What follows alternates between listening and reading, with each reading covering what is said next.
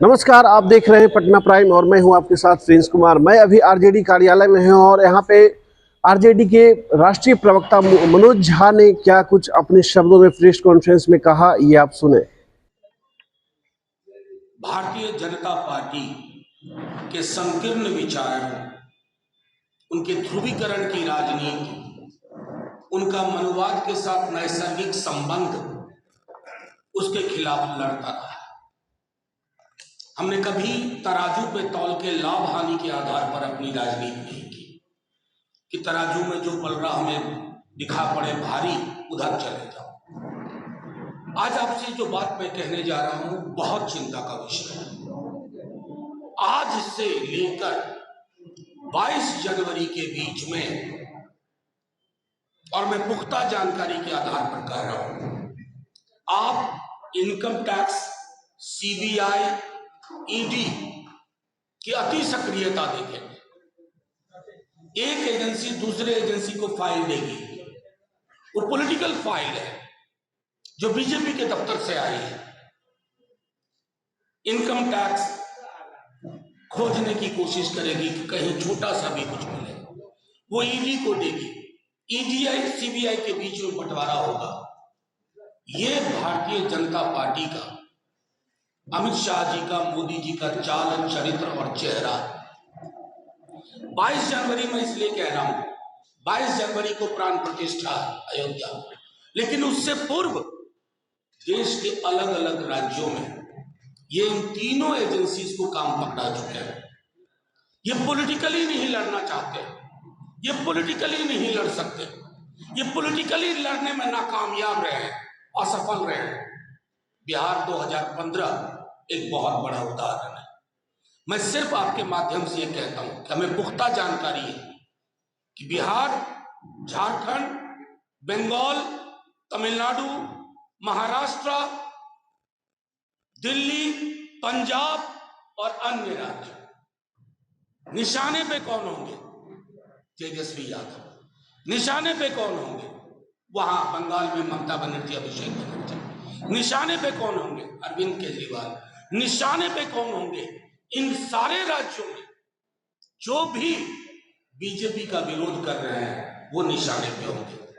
Case मुकदमे में merit नहीं देखा जा रहा है। 4 महीने उलझाने की साजिश है, जनवरी से लेकर के अप्रैल के आखिरी हफ्ते तक 4 महीने। उसके बाद आपको कोई खबर नहीं मिलेगी कि फलाने मुकदमे का क्या हुआ, लेकिन इन 4 महीने आपको भी उलझा के रखा जाएगा।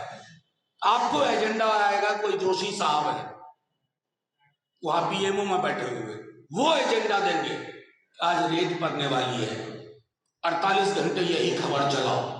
मैं सिर्फ आपके माध्यम से केंद्र की सरकार को भी कहता हूं कि जिन एजेंसी से आप ये काम करवा रहे हैं, उन्हीं एजेंसीज ने, क्योंकि वहां कुछ ईमानदार लोग भी है ना, वो सिर्फ आपकी तुड़ी नहीं बजाएंगे। उन्होंने भी कहा है कि सर ऐसा ये लोग कोशिश कर रहे हैं कि लोकसभा चुनाव से पूर्व इन तमाम एंटी बीजेपी महत्वपूर्ण चेहरों को उलझा के रखो। और ये मैं पूरे होशो हवास में कह रहा हूं, चलाइए, छापिए।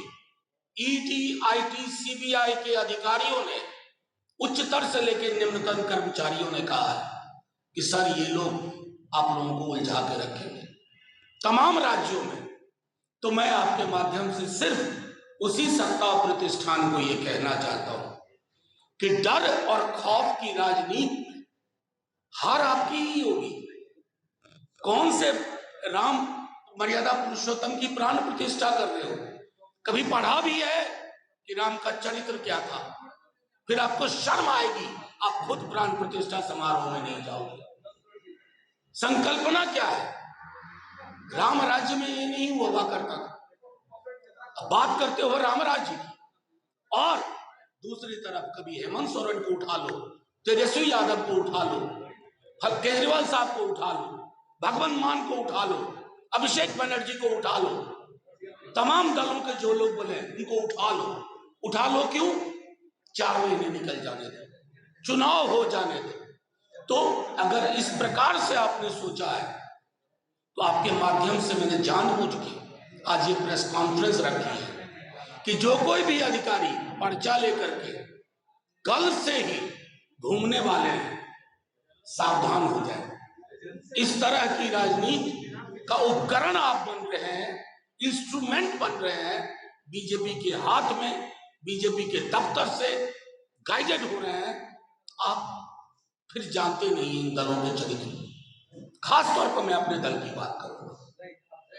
हमारी जिंदगी का, इस दल की जिंदगी का एक बड़ा हिस्सा बीजेपी को उसकी हैसियत बताने में गई है, और हम हैसियत बताने की राजनीति करते रहेंगे, क्योंकि हमारे एक हाथ में बाबा साहब का संविधान है और दूसरे हाथ में लोहिया जेपी कर्पूरी का एक समता मूलक समाज की उनकी प्रस्तावना है।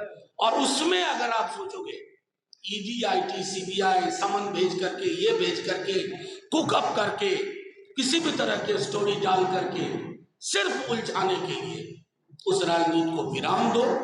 इसे प्रेस कॉन्फ्रेंस के माध्यम से एक चेतावनी भी समझी जाए, कोई दिक्कत नहीं है। अब आप सवाल चाहें पूछो। इसको लेकर है आप लोगों को किसी तरह की ईडी का? मेरी पूरी प्रेस कॉन्फ्रेंस भय मुक्त है, भय नहीं है, लेकिन भय, भूख और घृणा के खिलाफ जो लोग राजनीति करते हैं उनको किसी का भय नहीं होता है। हम तो उसी के खिलाफ की राजनीति कर रहे हैं। बस आप लोग चूंकि इतनी बंदिशों के बावजूद आप हमारी बात पहुंचाते हैं, आप हमारे नेता तेजस्वी जी की या लालू जी की बात पहुंचाते हैं। हम सिर्फ इतना बताना चाहते हैं कि हमें खबर है कि सिर्फ हमें ही नहीं, आप देश के अलग अलग राज्यों में कल से सक्रिय होंगे। खास तौर पर 22 तारीख तक, 22 तारीख के बाद 10 दिन आप कुछ और करिएगा, लेकिन 22 तक आप इस कार्य को अंजाम देने जा रहे हैं। और मैं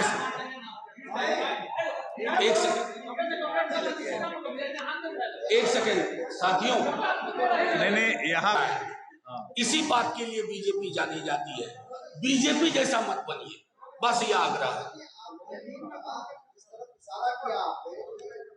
आज से 22 जनवरी के बीच में कुछ बड़ा हो सकता है, जांच एजेंसियां एक्टिव हो सकती है। आपको क्या लगता है कि तेजस्वी यादव की तरफ अब वो कुछ तैयारी चल रही है, दिल्ली का बड़ी तैयारी चल रही है? देखिए, एक बात तो मैं सीधे तौर पे कहूं, सिर्फ बिहार में ही नहीं, अलग अलग राज्यों में, और चूंकि कई अधिकारी ईमानदार हैं, वो तैयार नहीं हो रहे इसके लिए। उन्हें कहा जा रहा है कि समन भेजो, इसको उठाओ, उनको उलझाओ। और तेजस्वी यादव एक व्यक्ति के अलावा क्या है? सबसे बड़ी चीज है कि बीजेपी को ताकत का आभास है। बीजेपी को पता है कि बिहार में इस महागठबंधन के आगे उनकी स्मूथ फंक्शनिंग नहीं है। मतलब 3-4 से ऊपर उनका बेस्ट आंकड़ा नहीं जा रहा है। तो क्या करेंगे? तेजस्वी यादव जी को, लालू जी को, हमारे राष्ट्रीय अध्यक्ष जी को, उधर झारखंड में हेमंत जी को, दिल्ली पंजाब में केजरीवाल जी, भगवत मान जी को, स्टालिन साहब के मंत्रिमंडल के लोगों को। तो ये जो राजनीति है, उस राजनीति को आप कह रहे हैं एक्टिव, कल से हाइपर एक्टिव होंगे। एक्टिव के आगे हाइपर लगा लीजिए। परेशान है वो अधिकारी, लेकिन क्या करें, इशारा आ गया है। वो जो 2 सबसे बड़े नेता हैं सत्ता प्रतिष्ठान के, उन्होंने कहा कि ये पॉलिटिकल लड़ाई हम आपके कंधे पे बंदूक रख करके ही लड़ेंगे। तो कंधे पे बंदूक रख करके बेचारे दर दर फिरेंगे।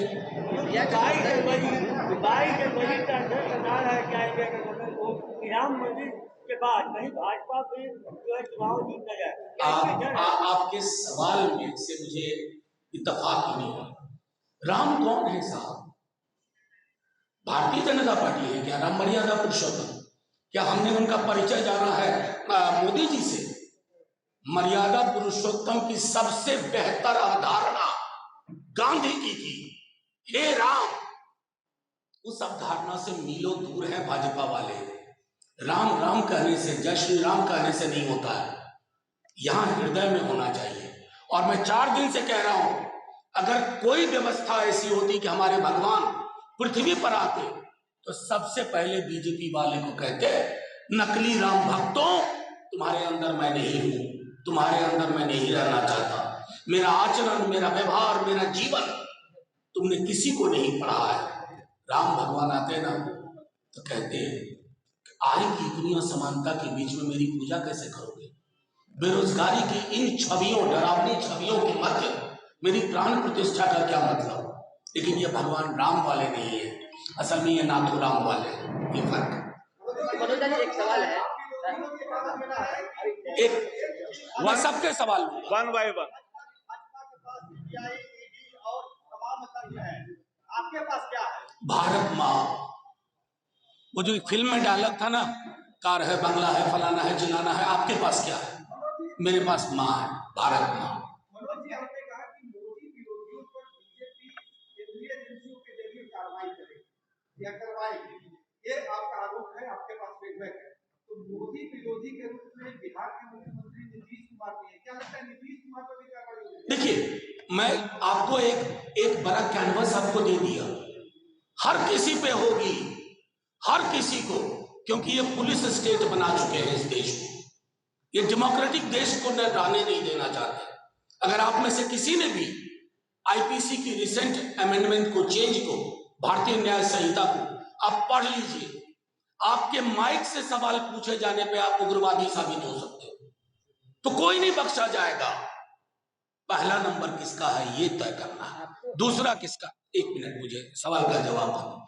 तो मैं समझता हूं जद में तो सब आएंगे, पहले किसका घर जलाने की कोशिश होगी, लेकिन हाँ, हिंदुस्तान की जनता ने जब जब अत्याचार की अति हुई है ना, उस सुल्तान को जमीन पे बिठा दिया है।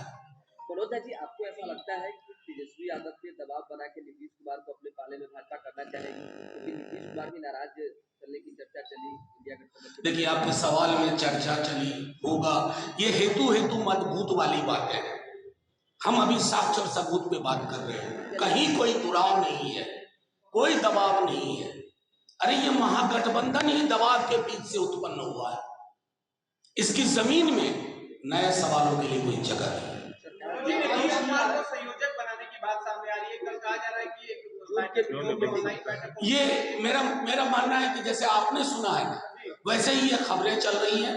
जब तक कुछ पुख्ता ना हो तब तक कोई बात मैं समझता हूँ बनती नहीं है। मनोज जी, मंदिर को लेके आपके विधायक हैं जिन्होंने सवाल हाँ, उसमें ये है कि आप लोग कह रहे हैं कि मंदिर जाते हैं तो अंधविश्वास पैदा होता है।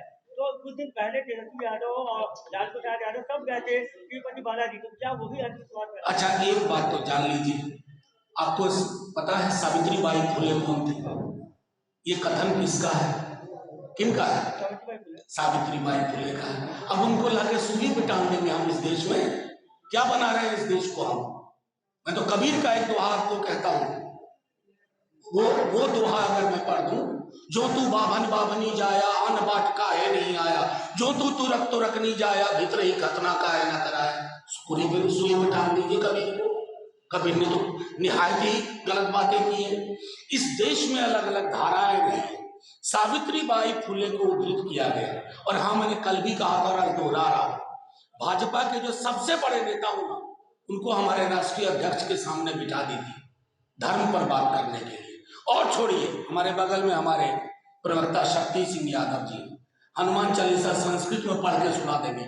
एक भाजपा वाले को बुला दो जो इनके साथ साथ श्राद्ध कर ले, कमाल की बात करते हैं। Thank you. संयोजक बने, बिल्कुल, क्यों नहीं चाहेगी? और आज पहली बार ये कह रहे हैं हम लगातार ये बात कह रहे हैं। थैंक यू, शुक्रिया। तेजस्वी यादव जी और नीतीश कुमार जी में मतभेद है, कितना सच है ये? उतना ही सच है जितना अगर आज जब मुझसे कहते कि मनोज जी आज सूरज पश्चिम होगा। मनोज जी, ये आपने कहा संयोजक वाली बात पर आपको जितना पता होगा आपको पता है, लेकिन ये तो सभी चाहते हैं ना कि बिहार में संयोजक का पद ज्यादा हो और ज्यादा नहीं। हमारी पार्टी का, हमारे राष्ट्रीय अध्यक्ष, हमारे डिप्टी सीएम तेजस्वी जी, हम सब ये कहते रहे कि आज की डेट में इनसे ज्यादा अनुभवी व्यक्ति पूरे हिंदुस्तान में नहीं है, और इसमें कंसिस्टेंट हमारा ये पोजीशन रहा, कुछ बदलाव नहीं हुआ। जय हिंद, शुक्रिया। एक आखिरी सवाल, शुक्रिया। आपने सुना किस तरह से आरजेडी के राष्ट्रीय प्रवक्ता मनोज झा ने बीजेपी पे आरोप लगाया कि 22 जनवरी से पहले आरजेडी के ऊपर और विपक्षी तमाम पार्टी के नेताओं के ऊपर कुछ बड़ी कार्रवाई होने वाली है। अलग अलग एजेंसियों के द्वारा सीबीआई, ईडी और भी अनेक एजेंसियों का नाम उन्होंने लिया। तो आपका इस पे क्या विचार है? आप क्या सोचते हैं? कुछ ऐसा ही होने वाला है? तो आप अपना राय कमेंट सेक्शन में जरूर दें और आप देखते रहें पटना प्राइम। मैं हूं आपके साथ प्रिंस कुमार। नमस्कार।